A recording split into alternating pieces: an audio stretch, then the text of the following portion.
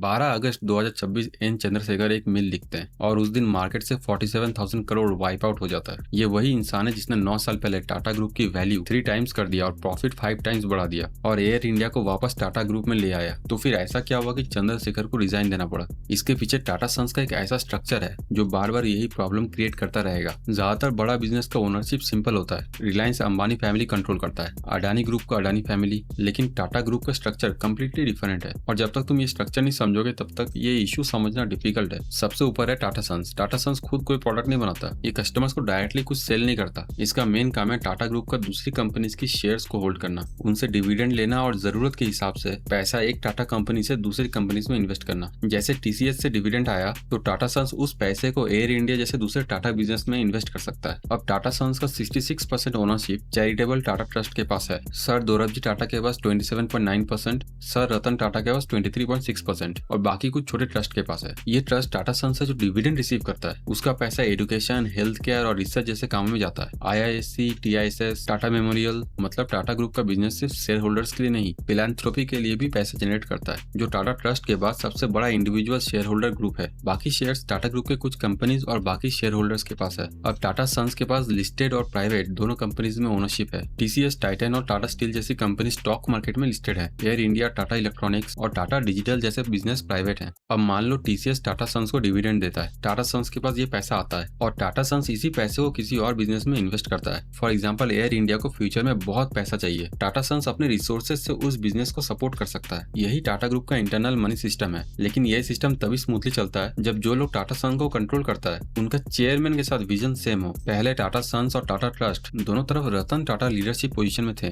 इसीलिए दोनों साइड के विजन में अलाइनमेंट था। अब नोएल टाटा ट्रस्ट के चेयरमैन है जबकि एन चंद्रशेखरन टाटा सन्स के चेयरमैन है। मतलब अब दोनों साइड की लीडरशिप अलग है और यहीं से प्रॉब्लम शुरू होती है। रतन टाटा के बाद साइरस मिस्त्री टाटा सन्स के चेयरमैन बना। मिस्त्री का अप्रोच रिलेटिवली कंजर्वेटिव था। वो कुछ लॉस मेकिंग बिजनेस को बंद करना चाहता था और टाटा ग्रुप को फाइनेंशियली डिसिप्लिन बनाना चाहता था। लेकिन रतन टाटा का अप्रोच डिफरेंट था। वो टाटा ग्रुप को नए बिजनेस में एक्सपेंड करना चाहते थे। दोनों के विजन में डिफरेंस बढ़ता गया। 2016 के बोर्ड मीटिंग के बाद साइरस मिस्त्री को चेयरमैन पोजीशन से हटा दिया गया क्योंकि उनका अप्रोच ट्रस्ट के कंपैरिजन में बहुत ही कंजर्वेटिव था। उस वक्त लगा प्रॉब्लम मिस्त्री में था। नया चेयरमैन आएगा और सब सॉल्व हो जाएगा और वो नया चेयरमैन था नटराजन चंद्रशेखरन। चंद्रशेखरन 1987 में टीसीएस में ट्रेनी इंजीनियर के रोल में ज्वाइन किया और 2009 में टीसीएस का सीईओ बन गया और उनके लीडरशिप में टीसीएस का वैल्यू ड्रामेटिकली इंक्रीज हुआ। 2017 में साइरस मिस्त्री के बाद चंद्रशेखर को टाटा सन्स का चेयरमैन बना दिया गया और उनका मिशन क्लियर था, बोल्ड डिसीजन लो और ग्रोथ लाओ। जो मिस्त्री नहीं कर पाया वो करो और चंद्र ने एग्जैक्टली वही किया और 9 साल में टाटा ग्रुप का मार्केट वैल्यू रफली 8.22 लाख करोड़ से 23.35 लाख करोड़ रुपीस तक पहुंचा।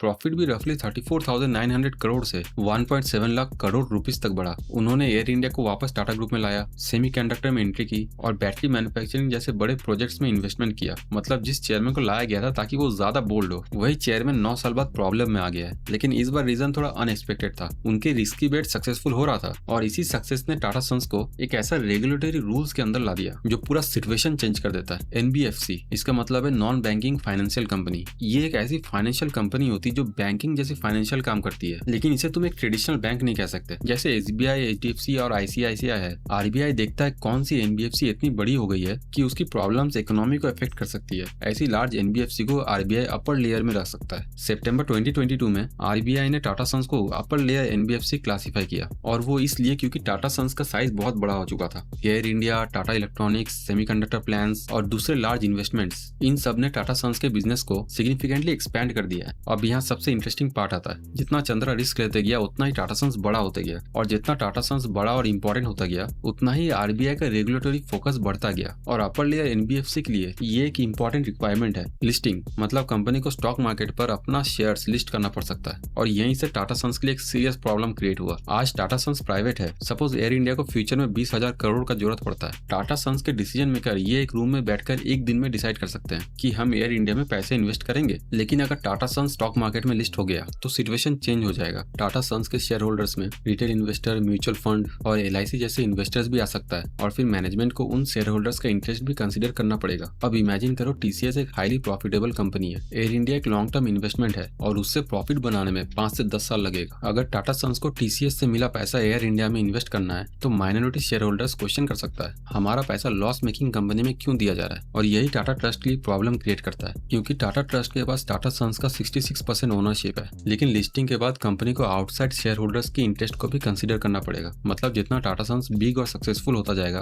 उतना ही उसके डिसीजंस को आउटसाइड इन्वेस्टर्स इन्फ्लुएंस कर सकता है, और यही कंट्रोल का इशू है। नोएल टाटा जो अब ट्रस्ट का चेयरमैन है, वो टाटा ट्रस्ट का कंट्रोल प्रिजर्व करना चाहता है। रिपोर्ट्स के अकॉर्डिंग चंद्रा का नेक्स्ट टेन्योर को लेकर लिस्टिंग को अवॉइड करने की एक्सपेक्टेशन था, लेकिन चंद्रा एक सिंपल कभी लिस्टिंग नहीं होगी इसका एश्योरेंस नोएल टाटा को नहीं दे सकता, क्योंकि उनके लिए टाटा सन्स का अदर इन्वेस्टर्स भी इक्वली इंपॉर्टेंट है। सपूरजी पलोंजी ग्रुप के पास अराउंड 14.8% स्टेक है, जो वो सेल नहीं कर पा रहा सालों से। उनके लिए ये लिस्टिंग इंपॉर्टेंट है, क्योंकि लिस्टिंग के थ्रू वो अपना स्टेक सेल करके लिक्विडिटी ले सकते हैं। तो चंद्रा एक डिफिकल्ट पोजीशन में था, एक तरफ टाटा ट्रस्ट का इंटरेस्ट, दूसरी तरफ शेयर होल्डर्स का इंटरेस्ट, और बीच में आरबीआई का रेगुलेशन। फरवरी 2026 में चंद्रा का रीअपॉइंटमेंट का प्रपोजल बोर्ड के सामने आया। एक बोर्ड मेंबर ने सपोर्ट नहीं किया। ऑफिशियली कंफर्म नहीं हुआ कि वो कौन था। रिपोर्ट्स के अकॉर्डिंग वो मेंबर नोएल टाटा हो सकता है, और इससे अपॉइंटमेंट का डिसीजन डिले हो गया और लगभग 6 महीने तक फाइनल रेजोल्यूशन नहीं आया। फिर 12 अगस्त 2026 को चंद्रा ने खुद डिसाइड किया कि वो थर्ड टर्म नहीं लेंगे। सो 2016 में साइरस मिस्त्री को इसीलिए हटाया गया क्योंकि वो कम रिस्क लेना चाहते थे, और 2026 में चंद्रा को जाना पड़ा क्योंकि उनके बोल्ड बेट्स टाटा सन को एक डिफिकल्ट रेगुलेटरी और ओनरशिप सिचुएशन में ले आया। रीजंस कॉम्प्लीटली डिफरेंट था, लेकिन रिजल्ट सेम था। चेयरमैन रिप्लेस हो गया, और यही एक डीपर प्रॉब्लम है। टाटा सन्स को दो चीजें एक साथ चाहिए, स्ट्रॉन्ग ग्रोथ और टाटा ट्रस्ट का कंट्रोल। प्रॉब्लम यह है कि कुछ सिचुएशन में दोनों को एक साथ कंट्रोल करना डिफिकल्ट है। अगर चेयरमैन बहुत कंजर्वेटिव है तो ग्रोथ स्लो हो सकता है, और अगर चेयरमैन बहुत एग्रेसिव है कंपनी बहुत बड़ी हो सकती है। रेगुलेशन और आउटसाइड शेयर होल्डर प्रेशर बढ़ सकता है। तो प्रॉब्लम सिर्फ चेयरमैन में नहीं हो सकता, प्रॉब्लम टाटा सन्स के स्ट्रक्चर में भी हो सकता है।